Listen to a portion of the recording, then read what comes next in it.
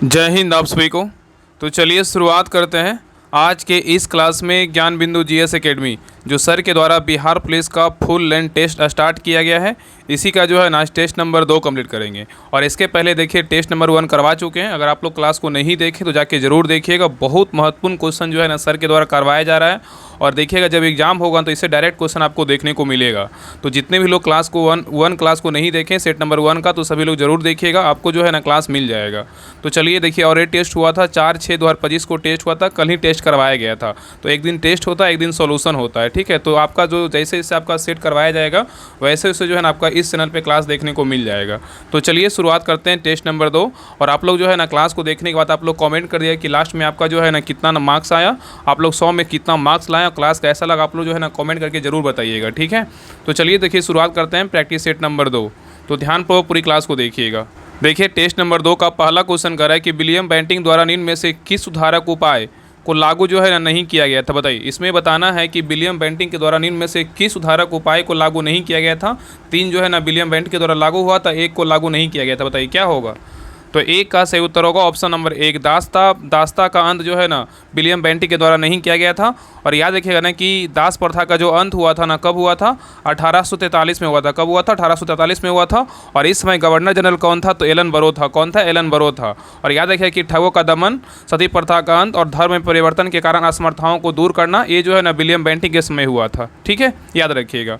आगे देखिए question number 2 कह रहा है कि परामर्शदायी अधिकार क्षेत्र के अंतर्गत उच्चतम न्यायालय किसी विधि के प्रश्न या जनता के लिए विशेष महत्व के तथ्य पर परामर्श देता है जो उसे भेजा जाए। बताइए किसके पास भेजा जाए। बताइए, बहुत अच्छा क्वेश्चन है। कह रहा है कि परामर्शदायी अधिकार क्षेत्र के अंतर्गत उच्चतम न्यायालय किसी विधि के प्रश्न या जनता के लिए विशेष महत्व के तथ्य पर परामर्श देता है जो उसे भेजा जाए। किसके पास, बताइए किसके द्वारा, बताइए क्या होगा।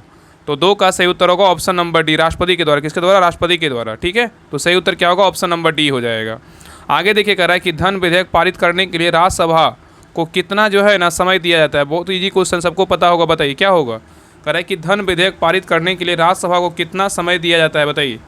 तो 3 का सही उत्तर होगा ऑप्शन नंबर 1, 14 दिन का जो है ना समय दिया जाता है। नहीं देखिए कह रहा है कि निम्नलिखित में से कौन सा कथन जो है ना गलत है। इसमें कौन सा कथन गलत है और 3 क्या है, सही है। बताइए कौन गलत है। तो देखिए पहला कह रहा है रक्त अम्लीय होता है, यही क्या है, गलत है। रक्त याद रखिए, रक्त जो अम्लीय नहीं होता है क्या होता है, क्षारीय होता है, ठीक है। और पित्त रस का स्राव यकृत द्वारा होता है, बिल्कुल क्या है, तो सही है। और अमाशयी रस में HCl मतलब हाइड्रोक्लोरिक अम्ल होता है, बिल्कुल सही है। और पित्त रस जो है ना क्षारीय होता है, ये भी क्या है, तो सही है। तो B C D सही है, लेकिन A क्या है, तो गलत। गलत पूछा था तो क्या हो जाएगा, ऑप्शन नंबर A हो जाएगा। आगे देखिए कह रहा है कि स्पष्ट प्रतिध्वनि तभी सुनी जा सकती है जब परावर्तन सतह की ध्वनि स्रोत में न्यूनतम दूरी हो, लगभग कितना। बताइए क्वेश्चन कर रहा है स्पष्ट प्रतिध्वनि तभी सुनी जा सकती है जब परावर्तन सतह की ध्वनि स्रोत से न्यूनतम दूरी हो, लगभग कितना मीटर। बताइए क्या होगा। तो 5 का सही उत्तर होगा ऑप्शन नंबर बी, 17 मीटर होनी चाहिए। लगभग कितना मीटर होनी चाहिए, 17 मीटर होनी चाहिए, ठीक है।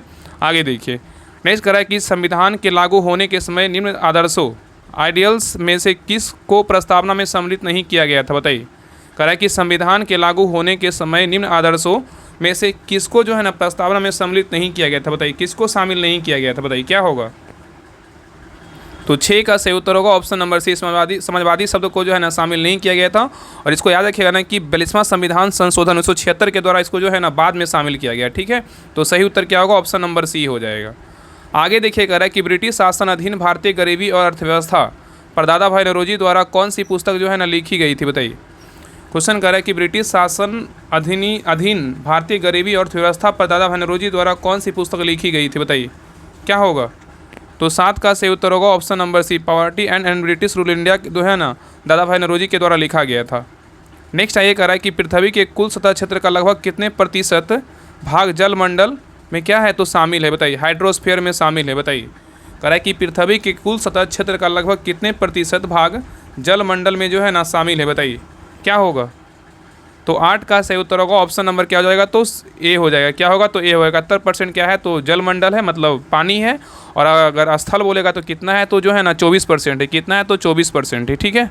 चलिए आगे देखिए नेक्स्ट है कह रहा है कि वायुमंडल की कौन सी परत बड़े जेट विमानों के लिए आदर्श उड़ान परिस्थितियों को जो है ना हालत प्रदान करती है। बताइए कह रहा है कि वायुमंडल की कौन सी परत बड़े जेट विमानों के लिए आदर्श उड़ान परिस्थितियों के जो है ना हालात प्रदान करती है। बताइए यहाँ पे इंग्लिश में जो है ना ऑप्शन दिया है, बताइए क्या होगा। तो 9 का सही उत्तर क्या होगा? ऑप्शन नंबर जो है ना सी होगा, स्ट्रेटोस्फियर हो जाएगा। क्या होगा? स्ट्रेटोस्फियर हो जाएगा। ठीक है, इसी को हिंदी में क्या बोलते हैं? समताप मंडल कहते हैं। ठीक है, आगे देखिए यहाँ पे मिलान करना है। देखिए यहाँ पे सूची 1 में क्या है? अम्ल का नाम है। सूची 2 में क्या है? तो पदार्थ का नाम है जिसमें जो है ना पाया जाता है। बताइए फॉर्मिक अम्ल जो है ना किस में पाया जाता है? बताइए फॉर्मिक अम्ल किस में पाया जाता है? फॉर्मिक अम्ल किस में पाया जाता है? चींटी के डंक में क्या पाया जाता है? फॉर्मिक अम्ल पाया जाता है। नेक्स्ट है कैल्शियम ऑक्साइड। कैल्शियम ऑक्साइड किस में पाया जाता है? बताइए। तो कैल्शियम ऑक्साइड जो है ना चूने के पानी में पाया जाता है। नेक्स्ट है टार्टरिक अम्ल। टार्टरिक अम्ल किस में पाया जाता है? बताइए। टार्टरिक अम्ल जो है किस में पाया जाता है? तो टार्टरिक जो अम्ल होता है इमली और किस में पाया जाता है? अंगूर में पाया जाता है। और नेक्स्ट है सोडियम हाइड्रोक्साइड। सोडियम हाइड्रोक्साइड किस में पाया जाता है? तो साबुन में पाया जाता है। किस में पाया जाता है? साबुन में। तो सही उत्तर क्या होगा? तो ऑप्शन नंबर जो है ए हो जाएगा। 1 2 4 3। चलिए आगे देखिए। नेक्स्ट कह रहा है कि भारतीय संविधान की प्रस्तावना में समाजवादी शब्द जोड़ा गया था किस संविधान संशोधन के द्वारा? बताइए। कह रहा है कि भारतीय संविधान की प्रस्तावना में समाजवादी शब्द जोड़ा गया था किस संविधान संशोधन के द्वारा? बताइए। तो 11 का सही उत्तर होगा ऑप्शन नंबर बी। 42वां संविधान संशोधन के द्वारा जो है ना प्रस्तावना में समाजवादी शब्द जो है ना जोड़ा गया। और इस समय प्रधानमंत्री कौन थे? इंदिरा गांधी थी। ठीक है, आगे देखिए। नेक्स्ट कह रहा है कि मानव पीत मतलब वाइल जो एक पीले हरे रंग का तरल है, इसकी प्रकृति क्या है? बताइए। कह रहा है कि मानव पीत मतलब वाइल जो एक पीले हरे रंग का तरल है, इसकी प्रकृति क्या है? बताइए। तो 12 का सही उत्तर होगा ऑप्शन नंबर क्या हो जाएगा? तो सी क्षारीय है। क्या है? तो क्षारीय है, याद रखिएगा। नेक्स्ट है निम्न में से कौन सी अक्रिय गैस नहीं है? बताइए। निम्न में से कौन सी जो है ना अक्रिय गैस नहीं है? बताइए कौन नहीं है? तो 13 का सही उत्तर होगा ऑप्शन नंबर सी। हाइड्रोजन क्या अक्रिय गैस नहीं है, लेकिन नियॉन है, हीलियम है, आर्गन है। याद रखिएगा अक्रिय गैस की संख्या कितनी होती है? 6 होती है। ठीक है, तो इसमें जो है ना हाइड्रोजन क्या है? तो अक्रिय गैस नहीं है। इसी को जो है ना नोबेल गैस बोलते हैं। आगे देखिए कह रहा है कि ब्रिटिश हाउस ऑफ कॉमन में सर्वप्रथम किस भारतीय ने आर्थिक निष्कासन सिद्धांत की भर्त्सना की थी? बताइए। क्वेश्चन कर रहा है कि ब्रिटिश हाउस ऑफ कॉमन में सर्वप्रथम किस भारतीय ने आर्थिक निष्कासन सिद्धांत की भर्त्सना की थी? बताइए किसने किया था? तो 14 का सही उत्तर होगा ऑप्शन नंबर 1। दादा भाई नौरोजी ने किया था। नेक्स्ट देखिए कह रहा है कि किस ब्रिटिश गवर्नर जनरल ने देश में सती प्रथा की निर्मूल की थी? बताइए। कह रहा है किस ब्रिटिश गवर्नर जनरल ने देश में सती प्रथा का निर्मूल की थी? बताइए कौन किया था? तो 15 का सही उत्तर होगा option number C. Lord William Bentinck किया था। कौन किया था? लॉर्ड विलियम बेंटिक किया था। किसकी सहायता से किया था? राजा राम मोहन राय की सहायता से जो है ना किया था। चलिए आगे देखिए। नेक्स्ट है कह रहा है कि बलवंत राय मेहता समिति ने किस प्रकार के पंचायत राज की जो संरचना की सिफारिश की थी? बताइए। क्वेश्चन कर रहा है कि बलवंत राय मेहता समिति ने किस प्रकार के पंचायत राज की संरचना की सिफारिश की थी? बताइए क्या होगा? तो 16 का सही उत्तर होगा ऑप्शन नंबर बी। त्रिस्तरीय था। क्या था? त्रिस्तरीय था। अगर 2 स्तरीय का बात बोलेगा तो क्या होगा? अशोक मेहता समिति हो जाएगा। क्या होगा? अशोक मेहता समिति होगा। आगे देखिए कह रहा है यूरेनियम का कौन सा आइसोटोप न्यूक्लियर रिएक्टर में होने वाली श्रृंखला प्रतिक्रिया को जारी रखने की क्षमता रखता है? बताइए। कह रहा है यूरेनियम का कौन सा आइसोटोप न्यूक्लियर रिएक्टर में होने वाली श्रृंखला प्रतिक्रिया को जारी रखने के लिए जो है ना मतलब क्षमता रखता है? बताइए कौन रखता है? तो 17 का सही उत्तर क्या होगा? ऑप्शन नंबर जो है ना सी हो जाएगा। यूरेनियम 235 होता है। क्या होता है? यूरेनियम 235 रखता है। ठीक है, और याद रखिए जो यूरेनियम 235 होता है सबसे जो है ना मजबूत ईंधन होता है। क्या होता है? सबसे मजबूत ईंधन होता है। नेक्स्ट क्वेश्चन पे आइए। कह रहा है कि पंचायतों, नगर निगमों और नगर पालिकाओं के चुनाव हेतु संबंधित क्षेत्र को छोटे छोटे निर्वाचन क्षेत्रों में विभाजित किया जाता है जो कहलाते हैं। क्या कहलाता है? बताइए। क्वेश्चन कर रहा है कि पंचायतों, नगर निगमों और नगर पालिकाओं के चुनाव हेतु संबंधित क्षेत्र को छोटे छोटे निर्वाचन क्षेत्रों में विभाजित किया जाता है, उसे क्या कहते हैं? बताइए क्या कहते हैं? बताइए।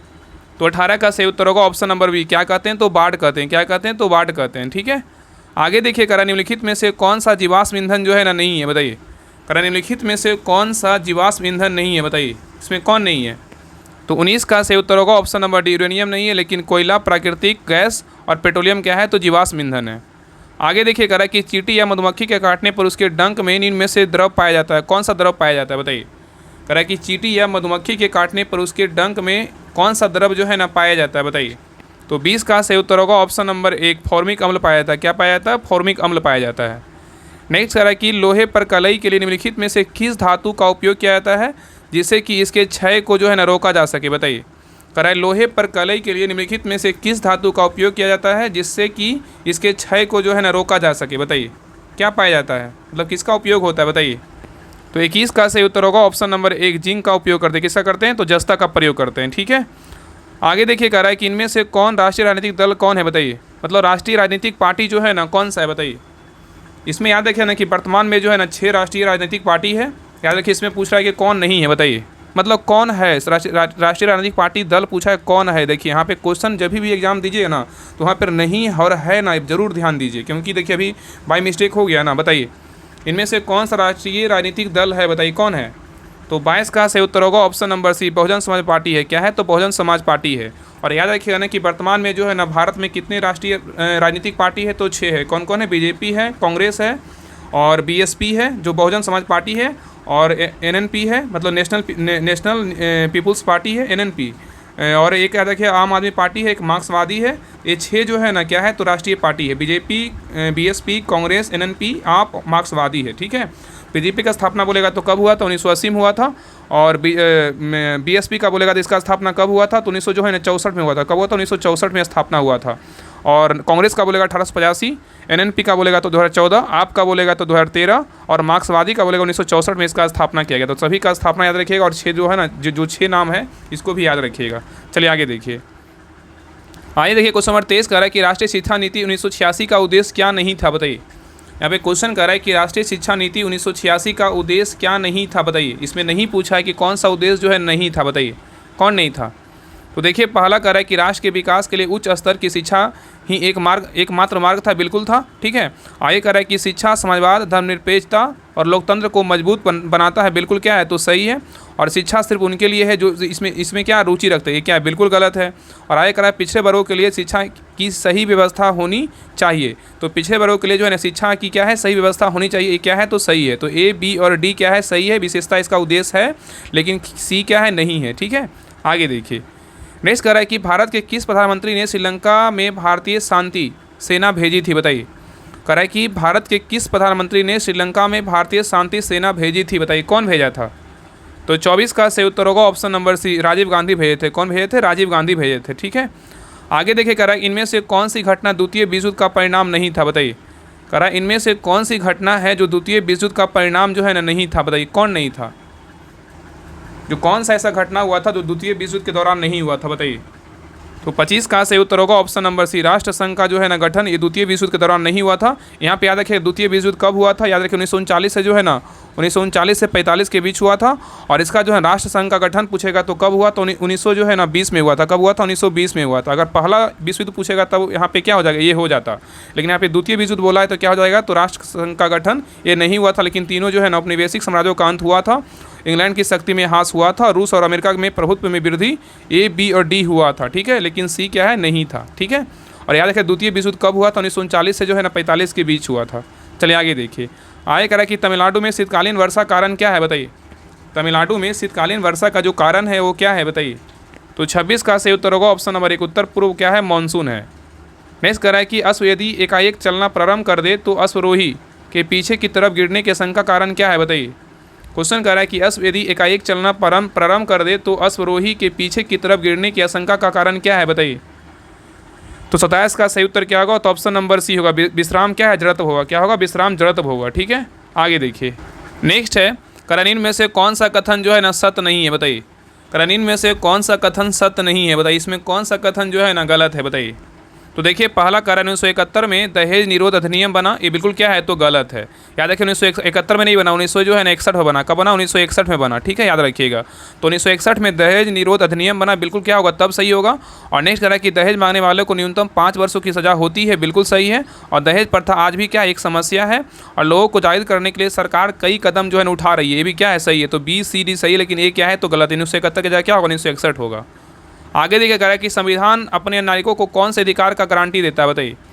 क्वेश्चन कह रहा है कि संविधान अपने नागरिकों को कौन से अधिकार की जो है ना गारंटी देता है, उपरोक्त में से कौन सा सही विकल्प है, बताइए। क्या होगा, इसमें कौन सा विकल्प सही है, बताइए। और यहाँ पे एक पॉइंट याद रखिएगा ना कि संविधान में जो है ना अपने नागरिकों को मतलब भारत के नागरिकों को कौन कौन आर्टिकल जो है ना मतलब दिया गया है, मतलब वो जो है विदेशों के लिए नहीं है। कौन कौन है, तो 15 अनुच्छेद 15, 16, 19, 29 और क्या है, तो 30 है। तो इसी के अनुसार बताना है कि संविधान अपने नागरिकों को कौन सा अधिकार मतलब गारंटी देता है, बताइए। इसमें क्या क्या होगा, तो 29 का सही उत्तर होगा ऑप्शन नंबर क्या हो जाएगा, तो 1 हो जाएगा। 1 और 2 क्या है, समानता का अधिकार है, और क्या है, अभिव्यक्ति की स्वतंत्रता, केवल जो है ना भारतीयों को है। ठीक है, लेकिन और 3, 4 क्या है, नहीं है। तो सही उत्तर क्या होगा, ऑप्शन नंबर ए हो जाएगा। चलिए आगे देखिए। आगे कह रहा है निम्नलिखित में से विधान परिषद किस राज्य में नहीं है, बताइए। कह रहा है निम्नलिखित में से विधान परिषद किस राज्य में नहीं है, बताइए। किस राज्य में नहीं है, बताइए। तो 30 का सही उत्तर होगा ऑप्शन नंबर क्या हो जाएगा? तो सी, गुजरात में नहीं है लेकिन कर्नाटक में है, उत्तर प्रदेश में है, बिहार में है, महाराष्ट्र में है, तेलंगाना में है, आंध्र प्रदेश में, सभी में जो है ना विधान परिषद है। ठीक है, इन क्या है, गुजरात में क्या है तो नहीं है। आगे देखिए, कह रहा है किस आंदोलन के दौरान महात्मा गांधी ने असहयोग आंदोलन का नारा दिया था? बताइए। क्वेश्चन कर रहा है किस आंदोलन के दौरान महात्मा गांधी ने असहयोग आंदोलन का नारा दिया था? बताइए किस आंदोलन में दिया था? तो 31 का सही उत्तर होगा ऑप्शन नंबर बी, खिलाफत आंदोलन में जो है ना दिया था। किस में दिया था? खिलाफत आंदोलन में दिया था। तो कह रहा है किस आंदोलन के दौरान महात्मा गांधी ने असहयोग आंदोलन का नारा दिया था? तो खिलाफत आंदोलन में दिया था। और ये खिलाफत आंदोलन कब हुआ? तो 1919 में हुआ था। कब हुआ था? 1919 में हुआ था। भारत छोड़ो आंदोलन कब हुआ? तो 1942 में हुआ था। चंपारण आंदोलन कब हुआ? 1917 में हुआ था। ठीक है, याद रखिएगा। चलिए आगे देखिए। आगे कह रहा है कि वायुमंडलीय परत जो सूर्य के परावैंगनी विकिरणों से हमारी रक्षा करती है वह कौन सी है? बताइए।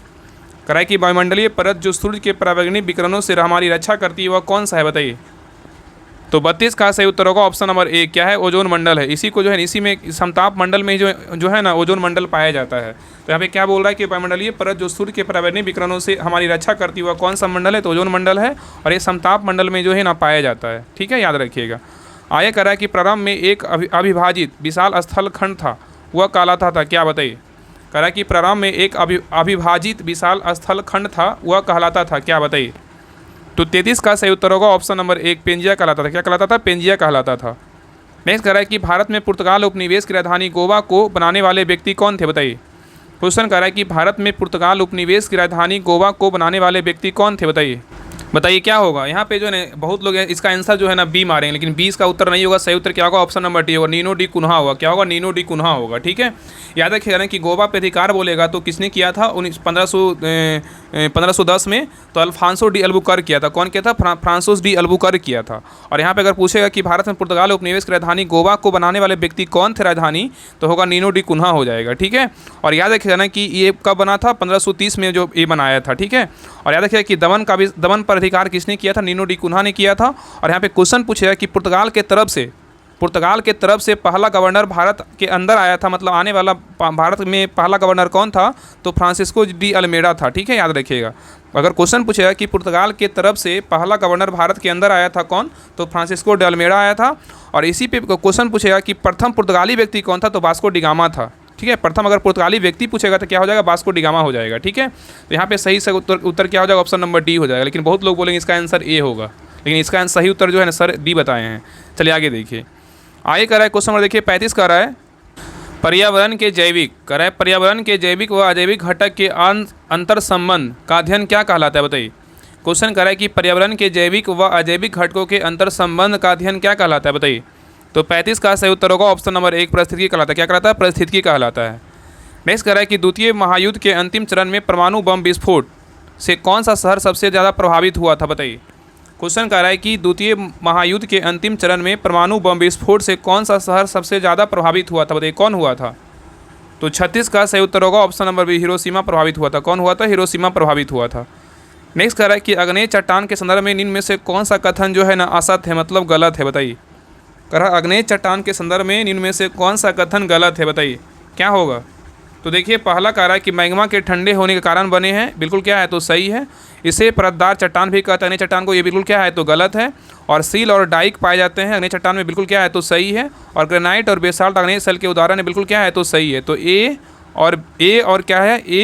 ए सी और डी क्या है? सही है, लेकिन बी क्या है? तो गलत है। ठीक है, इसमें बी क्या है? तो गलत है। चलिए आगे देखिए। नेक्स्ट कह रहा है किसी राज्य के राज्यपाल के संबंध में कौन सा कथन जो है ना गलत है? इसमें भी गलत पूछा है कि कौन सा जो है ना इसमें कथन गलत है राज्य के राज्यपाल के संबंध में। बताइए क्या होगा? तो देखिए पहला कह रहा है कि राज्यपाल जो है ना केंद्र सरकार द्वारा नामित होता है, बिल्कुल क्या है? तो सही है। राज्यपाल का चुनाव संसद करती है, बिल्कुल क्या है? गलत है। और राज्य का चुनाव जो है ना राज्यपाल का चुनाव होता ही नहीं है। ठीक है, सिंपल याद है, राज्यपाल का क्या है? चुनाव होता ही नहीं है। ठीक है, इसलिए क्या है? बी गलत है। और राज्यपाल उस राज्य का नहीं होना चाहिए जहां उसकी जो है ना नियुक्ति हुई हो। राज्यपाल उस राज्य का नहीं होना चाहिए जहां उसकी नियुक्ति हुई, ये क्या है? बिल्कुल सही है।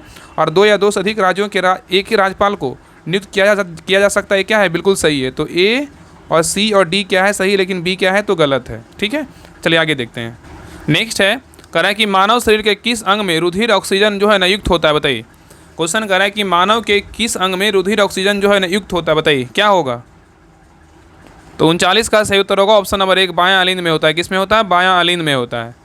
नेक्स्ट कह रहा है कि भारत के संविधान निर्माताओं ने निम्न में से कौन सा लक्षण अमेरिका के संविधान से जो है ना ग्रहण किया है? बताइए। क्वेश्चन कर रहा है कि भारत के संविधान निर्माताओं ने निम्न में से कौन सा लक्षण अमेरिका के संविधान से ग्रहण किया है, बताइए। तो देखिए इसमें कह रहा है पहला न्यायिक समीक्षा अमेरिका के संविधान से लिया गया है, मौलिक अधिकार अमेरिका के संविधान से लिया गया है, सर्वोच्च न्यायालय के न्यायाधीशों को पद से हटाने की प्रक्रिया भी कहाँ से लिया गया, अमेरिका के संविधान से लिया गया। तो सही उत्तर क्या होगा, ऑप्शन नंबर डी हो जाएगा। उपरोक्त सभी जो है ना अमेरिका के संविधान से ही लिया गया सारा, ठीक है। चलिए आगे देखिए, आगे कह रहा है कि निम्नलिखित में से किसने ब्रिटिश सरकार के प्रशासनिक कार्य संपादन को सरल बनाने के लिए भारत में शिक्षा के माध्यम के रूप में अंग्रेजी का जो है ना आरंभ किया, बताइए।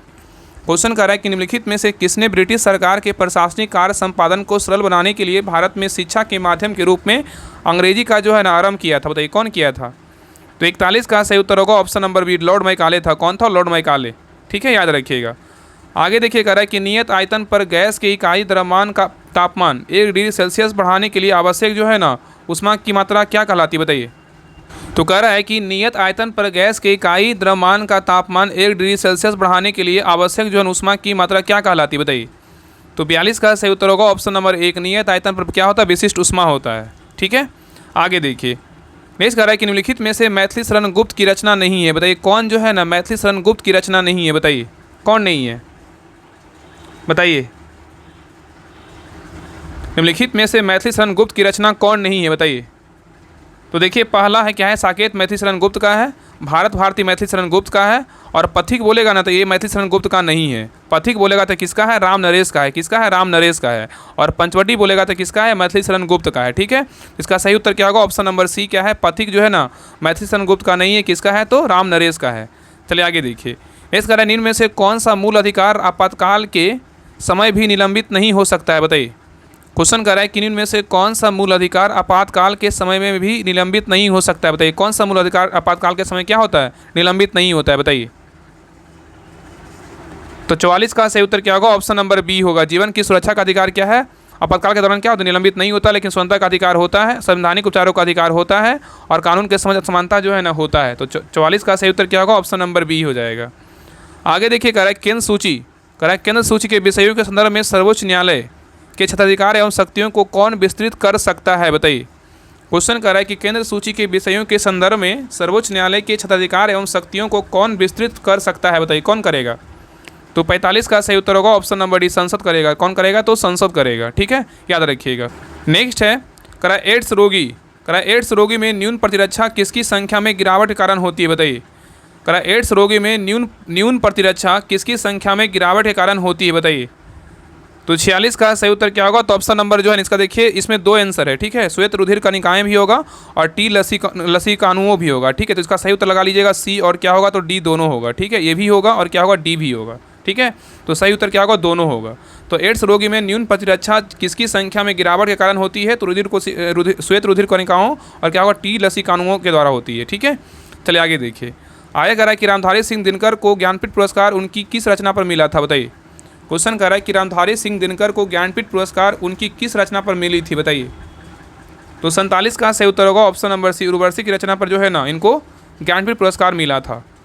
आगे देखिए कह रहा है कि भारतीय संविधान के निम्न में से कौन से अनुच्छेद के अंतर्गत नागरिक अपने मौलिक अधिकारों की रक्षा के लिए उच्च न्यायालय में याचिका दायर कर सकते हैं, बताइए।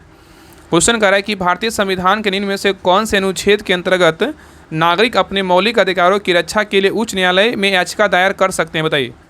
कौन सा अनुच्छेद के तहत करेंगे, बताइए। तो 48 का सही उत्तर होगा ऑप्शन नंबर क्या हो जाएगा, तो डी हो जाएगा। क्या होगा, अनुच्छेद जो है ना 226 होगा, क्या होगा, अनुच्छेद 226 होगा, ठीक है। अगर सुप्रीम कोर्ट का बात करेगा क्या होगा, अनुच्छेद 32 होगा, ठीक है।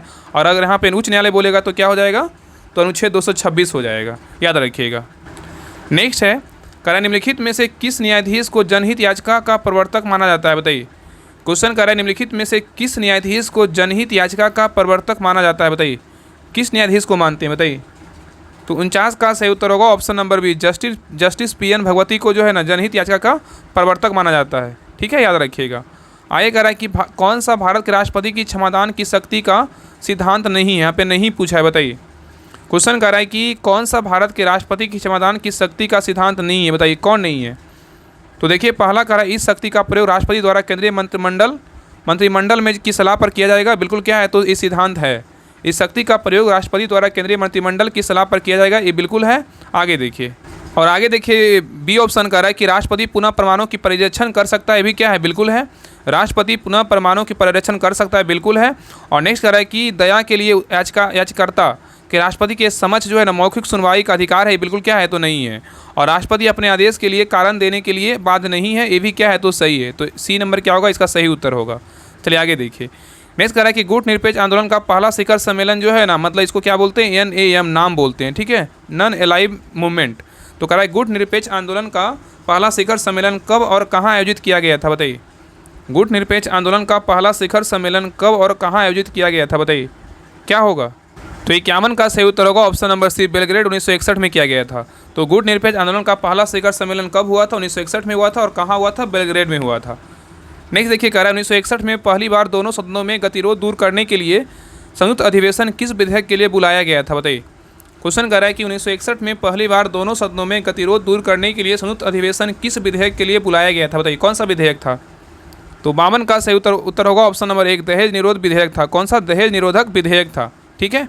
आगे देखिए, कह रहा है निम्न में से कौन से पादप समूहों में दोनों में बीजाणुभेद व युग्मोभेद और प्रवास्था बहुकोषीय तथा मुक्त जीवी होती है, बताइए किसमें होता है। कह रहा है निम्न में से कौन से पादप समूहों में दोनों बीजाणुभेद व युग्मोभेद प्रवास्था बहुकोषीय तथा मुक्ति जीवी होती है, बताइए किसमें होता है। तो 53 का सही उत्तर होगा ऑप्शन नंबर बी, ब्रायोफाइटा में होता है। किसमें होता है, टेरिडोफाइटा में होता है, याद रखिएगा। चलिए आगे देखिए, कह रहा है कि गति के तीसरे नियम, कह रहा है गति के तीसरे नियम के अनुसार बल एवं प्रतिबल क्या है, बताइए। गति के तीसरे नियम के अनुसार बल एवं प्रतिबल क्या है, बताइए। तो 54 का सही उत्तर होगा ऑप्शन नंबर डी, विपरीत दिशाओं में अलग अलग वस्तुओं पर जो है ना कार्य करते हैं, याद रखिएगा। नेक्स्ट कह रहा है कि गुलबदन बेगम ने किसके कहने पर हुमायूंनामा लिखा था, बताइए। गुलबदन बेगम ने किसके कहने पर हुमायूंनामा लिखा था, बताइए किसके कहने पर लिखा था। तो 55 का सही उत्तर होगा ऑप्शन नंबर बी, अकबर के कहने पर जो है ना गुलबदन बेगम हुमायूंनामा लिखा था, ठीक है, याद रखिएगा। आगे कह रहा है कि सूर्य सहित सभी तारों में ऊर्जा का स्रोत क्या है, बताइए। सूर्य सहित सभी तारों में ऊर्जा का स्रोत क्या है, बताइए। तो 56 का सही उत्तर होगा ऑप्शन नंबर सी, हाइड्रोजन नाभिकों का हीलियम नाभिकों में क्या होगा, संलयन होगा। तो कह रहा है कि सूर्य सहित सभी तारों में ऊर्जा का स्रोत क्या होगा, तो हाइड्रोजन नाभिकों का हीलियम नाभिकों में क्या होगा, तो संलयन होगा। नेक्स्ट क्वेश्चन पे आइए, कह रहा है कि मुद्रा के आंतरिक मूल का अर्थ क्या है, बताइए। मुद्रा के आंतरिक मूल का अर्थ क्या है, बताइए। तो 57 का सही उत्तर होगा ऑप्शन नंबर सी, मुद्रा की क्या है, क्रय शक्ति है। क्या है, मुद्रा की क्रय शक्ति है। नेक्स्ट कह रहा है कि हरितगृह गैसों का पृथ्वी के वायुमंडल के औसत ताप पर क्या प्रभाव पड़ता है, बताइए। क्वेश्चन कह रहा है कि हरितगृह गैसों का पृथ्वी के वायुमंडल के औसत ताप पर क्या प्रभाव पड़ता है, बताइए। तो 58 का सही उत्तर होगा ऑप्शन नंबर 1, बढ़ता है। क्या होता है, तो बढ़ता है। नेक्स्ट है, कह रहा है निम्नलिखित में से कौन सी संस्था पंचवर्षीय योजनाओं की क्रियान्वित करने के लिए जो है ना जिम्मेदार है, बताइए। क्वेश्चन कह रहा है निम्नलिखित में से कौन सी संस्था है जो पंचवर्षीय योजनाओं को क्रियान्वित करने के लिए जिम्मेदार है, बताइए क्या होगा। तो 59 का सही उत्तर होगा ऑप्शन नंबर 1, योजना आयोग होगा। क्या होगा, योजना आयोग होगा। नेक्स्ट ये कह रहा है कि कार्बोहाइड्रेट के विभिन्न प्रकारों के संदर्भ में निम्नलिखित में से पर विचार कीजिए, बताइए। कह रहा है कार्बोहाइड्रेट के विभिन्न प्रकारों के संदर्भ में निम्नलिखित पर विचार कीजिए, बताइए। यहाँ पे देखिए आगे भी दिया हुआ है, यहाँ पे कह रहा है ना उपयुक्त में से कौन सा जो है ना, उपयुक्त में से कौन सा कार्बोहाइड्रेट का जो है ना प्रकार नहीं है, मतलब कौन सा जो है कार्बोहाइड्रेट का क्या है, प्रकार नहीं है, बताइए कौन नहीं है, बताइए। ऑप्शन को देखिए और आंसर बताइए क्या होगा, कौन कार्बोहाइड्रेट का प्रकार नहीं है, बताइए। तो देखिए यहाँ पे क्या हो जाएगा, तो अमीनो अम्ल जो है ना कार्बोहाइड्रेट का प्रकार नहीं है, लेकिन मंड है, शर्करा है, ठीक है। तो सही उत्तर क्या होगा, तो ऑप्शन नंबर जो है ना क्या हो जाएगा, तो केवल 1 हो जाएगा। क्या होगा, तो केवल 1 जो है ना कार्बोहाइड्रेट का प्रकार नहीं है, ठीक है, याद रखिएगा। यहाँ पे सही उत्तर क्या होगा, ऑप्शन नंबर ए हो जाएगा। आगे देखिए कह रहा है कि श्वेत रक्त कोशिकाओं मतलब व्हाइट ब्लड कार्पल्स WBC अथवा कनिकाएँ निम्नलिखित में से क्या कार्य करती है, बताइए। क्वेश्चन कह रहा है कि श्वेत रक्त कोशिकाओं मतलब WBC अथवा कनिकाएँ निम्नलिखित में से क्या कार्य करती है, बताइए। तो 61 का सही उत्तर होगा ऑप्शन नंबर सी, क्या होगा, रोगाणुओं का विनाश करती है। क्या करती है, रोगाणुओं का जो है ना विनाश करती है। चलिए आगे देखिए कह रहा है कि खाद्य पदार्थों में मिलाए जाने के बाद अपनी श्वसन प्रक्रिया में खमीर मतलब ईस्ट निम्नलिखित में से क्या उत्पादित करते हैं, बताइए। क्वेश्चन कह रहा है कि खाद्य पदार्थों में मिलाए जाने के बाद अपनी श्वसन प्रक्रिया में खमीर मतलब ईस्ट निम्नलिखित में से क्या उत्पादित करते हैं, बताइए क्या करेगा। तो 62 का सही उत्तर होगा option number B, carbon dioxide जो है क्या करता है, उत्पादित करता है, ठीक है। आगे देखिए कह रहा है कि कोशिका में उपस्थित प्लाज्मा झिल्ली निम्नलिखित में से किनसे या किससे जो है ना निर्मित होती है, बताइए। कह रहा है कोशिका में उपस्थित प्लाज्मा झिल्ली plasma membrane of cell membrane निम्नलिखित में से जो है किससे या किनसे निर्मित होती है, बताइए किससे निर्माण होता है।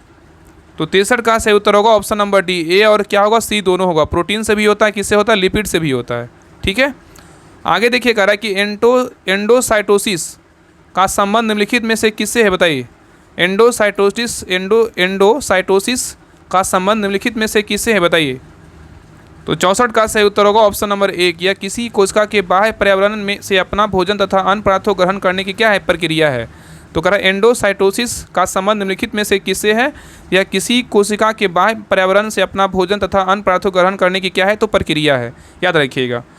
आगे देखिए कह रहा है कि नेटल पौधे के पत्तों को छूने पर डंग जैसा दर्द होता है, यह दर्द किस अम्ल के स्राव से होता है बताइए। कह रहा है नेटल पौधे के पत्तों को छूने पर डंग जैसा दर्द होता है, यह दर्द किस अम्ल के स्राव से होता है बताइए।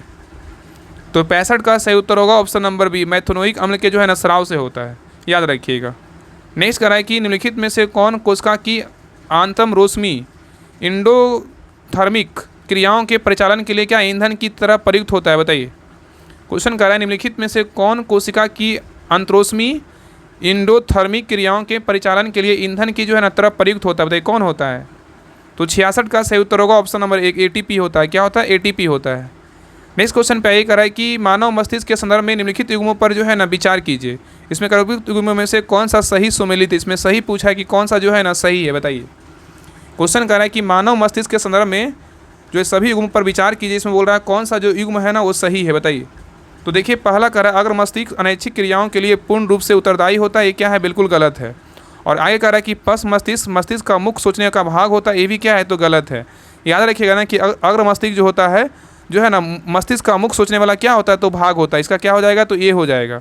जो अग्र मस्तिष्क होता है मस्तिष्क का मुख्य सोचने वाला भाग होता है, और जो पस मस्तिष्क होता है अनैच्छिक क्रियाओं के लिए क्या है पूर्ण रूप से उत्तरदायी होता है। तो एक का जो है ना इधर से इधर उल्टा कर दीजिए, ठीक है। तो सही उत्तर क्या होगा ऑप्शन नंबर डी, ना तो एक सही है ना तो दो सही है, ठीक है। चलिए आगे देखिए। आगे करा एक उपभोक्ता स्तर से दूसरे उपभोक्ता को जैव मात्रा का कितना प्रतिशत भाग स्थानांतरित होता है बताइए। क्वेश्चन कर रहा है कि एक उपभोक्ता स्तर से दूसरे उपभोक्ता का जैव मात्रा का कितना प्रतिशत भाग जो है ना स्थानांतरित होता है, कितना होता है बताइए। तो 68 का सही उत्तर होगा ऑप्शन नंबर 1, 10% होता है। कितना होता है, 10% होता है। नेक्स्ट है कह रहा है कि आपतन कोण प्रवर्तन कोण के बराबर होता है। आपतन कोण जो होता है प्रवर्तन कोण के बराबर होता है, एवं आपतित किरण दर्पण के आपतन बिंदु पर अभिलंब तथा प्रवर्तित किरण सभी एक ही तल में होते हैं। उपरोक्त विवरण प्रकाश के किस नियम घटना से जो है ना संबंधित है बताइए, क्या होगा। तो 69 का सही उत्तर होगा ऑप्शन नंबर बी, प्रकाश के प्रवर्तन से क्या है तो संबंधित है, ठीक है, याद रखिएगा। चलिए आगे देखिए। नेक्स्ट है कह रहा है हाल ही में दिल्ली में लागू की गई पीएम श्री योजना किस क्षेत्र से संबंधित है बताइए। कह रहा है कि हाल ही में दिल्ली में लागू की गई पीएम श्री योजना किस क्षेत्र से संबंधित है बताइए। तो 70 का सही उत्तर क्या होगा ऑप्शन नंबर 1, शिक्षा से संबंधित है। किससे संबंधित, शिक्षा से है। नेक्स्ट कह रहा है कि हाल ही में किस राज्य सरकार ने संपत्ति पंजीकरण को आसान और नागरिक अनुकूल बनाने के लिए एक राज्य का एक पंजीकरण योजना जो है ना शुरू की है बताइए, कौन सा राज्य की है बताइए। कह रहा है हाल ही में किस राज्य सरकार ने संपत्ति पंजीकरण को आसान और नागरिक अनुकूल बनाने के लिए एक राज्य एक पंजीकरण योजना शुरू किया है बताइए, कौन सा राज्य शुरू किया है। तो 71 का सही उत्तर होगा ऑप्शन नंबर सी, महाराष्ट्र किया है। कौन किया, महाराष्ट्र किया है। नेक्स्ट कह रहा है कि योग महोत्सव 2025 का आयोजन जो है ना कौन सा शहर करेगा। बहुत इंपॉर्टेंट क्वेश्चन है, देखिए आगे जो जितने भी एग्जाम होगा जरूर एक क्वेश्चन पूछेगा। और योग दिवस कब मनाते हैं, 21 जून को जो है ना योग दिवस मनाया जाता है। इसका पूछा योग महोत्सव 2025 का जो आयोजन होगा कौन सा शहर में करेगा बताइए। तो 72 का सही उत्तर होगा ऑप्शन नंबर सी, नासिक जो है ना महाराष्ट्र में होगा। कहाँ होगा, नासिक महाराष्ट्र में होगा। आगे देखिए कह रहा है कि सड़क दुर्घटना पीड़ितों को मुफ्त चिकित्सा उपचार प्रदान करने के लिए भारत सरकार द्वारा शुरू की गई योजना का नाम क्या है बताइए। क्वेश्चन कह रहा है कि सड़क दुर्घटना पीड़ितों को मुफ्त चिकित्सा उपचार प्रदान करने के लिए भारत सरकार द्वारा शुरू की गई योजना का नाम क्या है बताइए। तो 73 का सही उत्तर होगा ऑप्शन नंबर 1, सड़क दुर्घटना पीड़ितों के कैशलेस उपचार योजना क्या है 2025 जो है ना इसका शुरुआत किया गया है। चलिए आगे देखिए कह रहा है किस मंत्रालय ने उच्च मूल्य वाले साइबर अपराधों को स्वचालित रूप से पंजीकृत करने के लिए E0 पहल शुरू की है बताइए। क्वेश्चन कर रहा है किस मंत्रालय ने उच्च मूल्य वाले साइबर अपराधों को स्वचालित रूप से पंजीकृत करने के लिए E0 पहल शुरू की है बताइए, कौन किया है। तो 74 का सही उत्तर होगा ऑप्शन नंबर डी, गृह मंत्रालय किया है। कौन किया है, गृह मंत्रालय जो है ना शुरू किया है, ठीक है। आगे देखिए कह रहा है कौन सा राज्य या केंद्र शासित प्रदेश अंतर्राष्ट्रीय योग एवं ध्यान महोत्सव 2025 के जो है ना मेजबानी करेगा बताइए। क्वेश्चन कह रहा है कि कौन सा राज्य या केंद्र शासित प्रदेश अंतर्राष्ट्रीय योग एवं ध्यान महोत्सव 2025 की मेजबानी करेगा बताइए, कौन करेगा। तो 75 का सही उत्तर होगा ऑप्शन नंबर सी, लद्दाख करेगा। कौन करेगा, लद्दाख करेगा। नेक्स्ट कह रहा है गुजरात का कौन सा शहर भारत का पहला ग्रीन फील्ड स्मार्ट सिटी के रूप में जो है ना विकसित किया जा रहा है बताइए। क्वेश्चन कह रहा है कि गुजरात का कौन सा शहर है जो भारत का पहला ग्रीन फील्ड स्मार्ट सिटी के रूप में विकसित किया जा रहा है बताइए।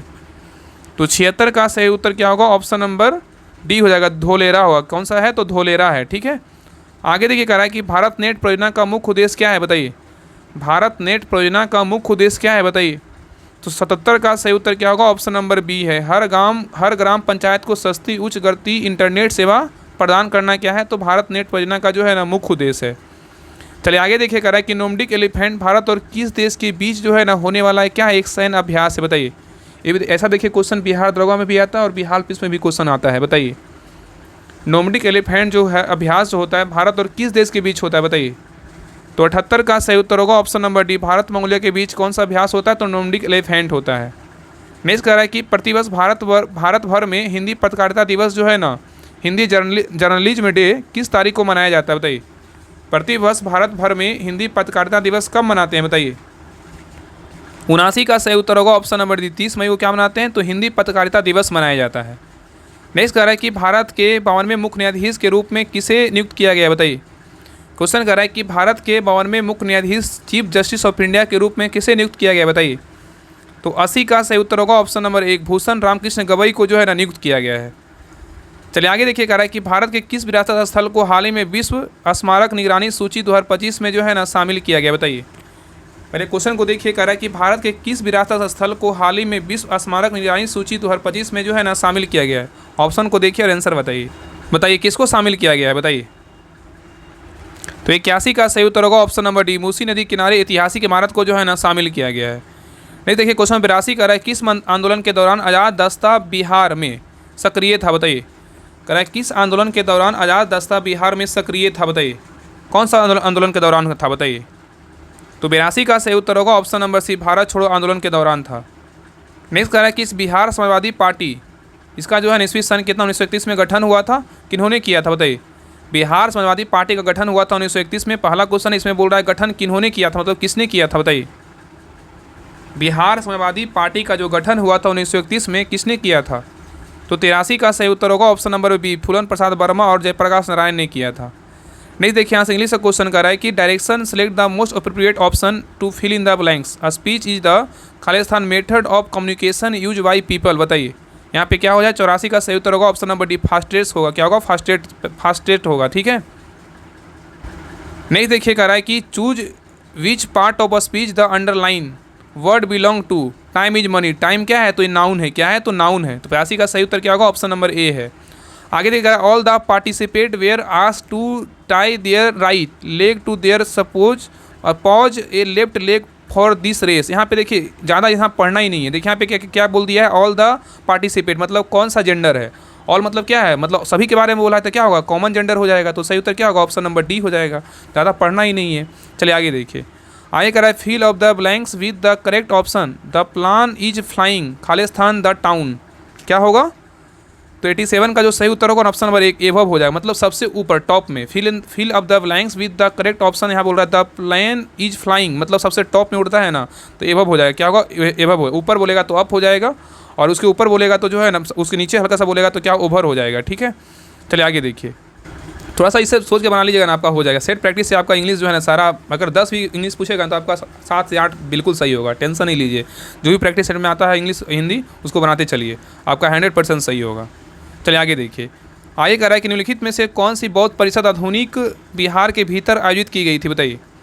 नीचे दिए कोड में सही उत्तर चुने। बताइए, कह रहा है निम्नलिखित में से कौन सी बौद्ध परिषद जो आधुनिक बिहार के भीतर में आयोजित किया गया था बताइए कौन होगा। बताइए, कह रहा है बिहार के भीतर जो है ना बौद्ध परिषद आधुनिक बिहार के भीतर आयोजित किया गया था। कौन कौन जो है ना किया गया था बताइए। देखिए, पहला बौद्ध संगीति बोलेगा तो कहाँ हुआ था? राजगीर में हुआ था, बिहार में किया गया था। दूसरा बौद्ध संगीति बोलेगा तो कहाँ हुआ था? पाटलिपुत्र में हुआ था, बिहार में किया गया था।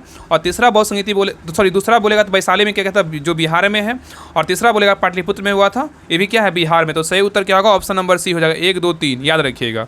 और पहला जो बौद्ध संगीति हुआ था कहाँ हुआ था? राजगीर में। इसके अध्यक्ष कौन थे? महाकश्यप थे। दूसरा जो बौद्ध संगीति हुआ था उसके अध्यक्ष कौन थे? सावाकामी थे। और तीसरा जो बौद्ध संगीत हुआ उसके अध्यक्ष कौन थे? मौलिपुत्तिस थे। और चौथा जो बौद्ध संगीत हुआ था कुंडलवन कश्मीर में हुआ था, और उसके जो अध्यक्ष थे कौन थे? वसुमित्र थे। ठीक है, और शासनकाल पूछेगा तो पहला का शासनकाल कौन था? अजातशत्रु का था। दूसरा का बोलेगा तो कालाशोक का था। तीसरा का बोलेगा तो अशोक का था। और चौथा का बोलेगा तो है ना कनिष्क का था। ठीक है, ये जो बौद्ध संगीतियाँ हैं ना सारा याद रखिएगा। और बिहार स्पेशल का जो क्लास करवा रहे हैं उसमें सारा हम ये सब करवा चुके हैं। तो जाके जो है ना बिहार स्पेशल क्लास जरूर देखिएगा, क्योंकि बिहार स्पेशल से जो है ना आपका बिहार पुलिस में लगभग 8 से 9 10 क्वेश्चन लगभग आप मैक्सिमम रखिए 10, अब मिनिमम रखिए कि 7 से 8 क्वेश्चन आपका बिहार स्पेशल से जरूर आएगा। इसलिए बिहार स्पेशल का जो ज्ञान बिंदु का जो क्लास करवा रहे हैं ना उसको बारीकी से देखिए, आपका बिहार स्पेशल का जो है ना सारा क्लास वहाँ से आपका सारा क्वेश्चन क्लियर हो जाएगा। तो उसको क्लास को कभी स्किप मत कीजिए। आगे देखिए, आगे करा निम्नलिखित में से कौन बिहार में सबसे लोकप्रिय कृषि आधारित उद्योग है, बताइए। करा निम्नलिखित में से कौन बिहार में सबसे लोकप्रिय कृषि आधारित उद्योग है, बताइए कौन सा है। तो 89 का सही उत्तर होगा ऑप्शन नंबर बी। क्या है? तो चीनी उद्योग है। क्या है? तो चीनी उद्योग, ना कि मखाना उद्योग, याद रखना है। यहाँ पे क्या होगा तो तभी क्या है? तो चीनी उद्योग है। ठीक है, आगे देखिए करा कि महाबोधि मंदिर परिसर बोध गया और गया को किस वर्ष सांस्कृतिक श्रेणी में यूनेस्को की विश्व प्रसिद्ध स्थानों की सूची में जो है ना शामिल किया गया, बताइए। क्वेश्चन कर रहा है कि महाबोधि मंदिर परिसर बोध गया और गया को किस वर्ष सांस्कृतिक श्रेणी में यूनेस्को की विश्व प्रसिद्ध स्थानों की सूची में जो है ना शामिल किया गया, बताइए कब शामिल किया गया है। तो 90 का सही उत्तर होगा ऑप्शन नंबर 1 2002 ईस्वी में जो है ना शामिल किया गया है। आगे देखिए यहाँ से मैथ का क्वेश्चन, इसका आंसर बता दे रहे हैं, आप लोग बना लीजिएगा। जो क्वेश्चन नहीं बनेगा आप जो मैथ का जो स्पेशल ग्रुप है उसमें सेंड कर दिएगा, आपको जो है ना सारा मैथ का जो सोल्यूशन आपको मिल जाएगा। लेकिन कोशिश कीजिएगा बनाने का, आपको सारा जो है ना मैथ बन जाएगा। तो देखिए 91 का जो सही उत्तर होगा ऑप्शन नंबर क्या हो जाएगा? डी हो जाएगा। चलिए आगे देखिए, 92 का जो सही उत्तर होगा ऑप्शन नंबर क्या हो जाएगा? तो 92 का बी हो जाएगा। चलिए आगे देखिए, नेक्स्ट है 93। 93 का जो सही उत्तर होगा 93 का क्या हो जाएगा? 93 का तो बी हो जाएगा। आगे देखिए 94। 94 का जो सही उत्तर होगा ऑप्शन नंबर क्या हो जाएगा? तो बी हो जाएगा।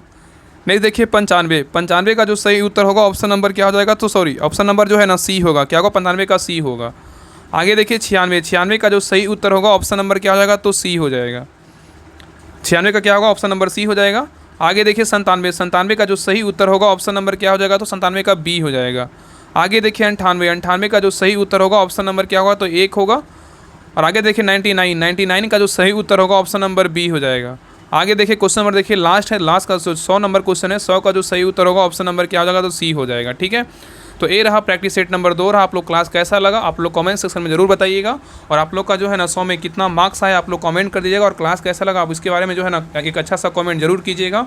और आप सभी से रिक्वेस्ट है क्लास को जो है लाइक जरूर कीजिएगा, लाइक करके क्लास को जरूर जाइएगा। आपके लिए जो है ना क्लास इतना मेहनत करके जो है ना आपके लिए क्लास करवाया जाता है कि आप लोग जितने भी राहुल स्टडी से ग्रुप से जुड़े हैं उनका 100% जो है ना सिलेक्शन हो। इसलिए आपसे मतलब रिक्वेस्ट कर रहे हैं कि आप सभी लोग क्लास को लाइक कीजिएगा, और जितने लोग नए लोग क्लास को देख रहे हैं सभी लोग सब्सक्राइब करके जो है ना बेल आइकन ऑन कर लीजिएगा, और सभी लोग टेलीग्राम चैनल ज्वाइन कर लीजिएगा। डिस्क्रिप्शन में लिंक दिया हुआ, लिंक पर क्लिक करके जो है ना सभी लोग टेलीग्राम चैनल ज्वाइन कर लीजिए। वहाँ पे टेस्ट PDF सब कुछ वहाँ पे करवाया जाता है, ओवरऑल सारा कुछ आपको करंट अफेयर सारा कुछ वहाँ पे दिया जाता है, तो उसको ज्वाइन कर लीजिएगा।